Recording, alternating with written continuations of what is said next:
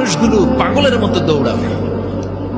কেউ থাকবে টয়লেটে, কেউ হসপিটালে, কেউ মাজারে, কেউ বাজারে, যে যেখানে থাক শুরু হয়ে যাবে কিয়ামতের এই ভয়াবহ দৃশ্য।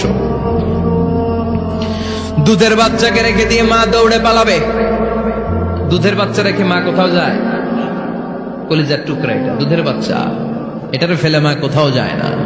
কিন্তু কিয়ামতের এই ঝাঁকুনির দৃশ্য দেখে আল কারিয়া মাল ওমা আদরাকা মাল, এই দৃশ্য দেখে দুধের বাচ্চারে রেখে মা দিবে দৌড়। অনেক গর্ভবতী মহিলা থাকবে এই কিয়ামতের সময়ে,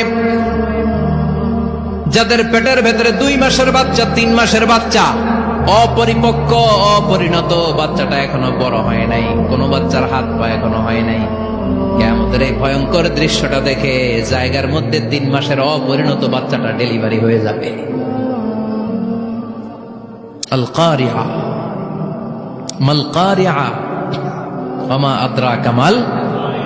পৃথিবীর যখন এরকম দৃশ্য, আল্লাহ তাআলা ইসরাফিলকে বলবেন, ইসরাফিল তোর তো 3টা ফুৎকার দেওয়ার দায়িত্ব ছিল, দিয়েছে কয়টা? চিল্লায় বলেন কয়টা? এবার আল্লাহ বলবেন এবার দ্বিতীয় ফুৎকার দে। কয় নাম্বার ফু দিবে? ওই ফু দেওয়ার সাথে সাথে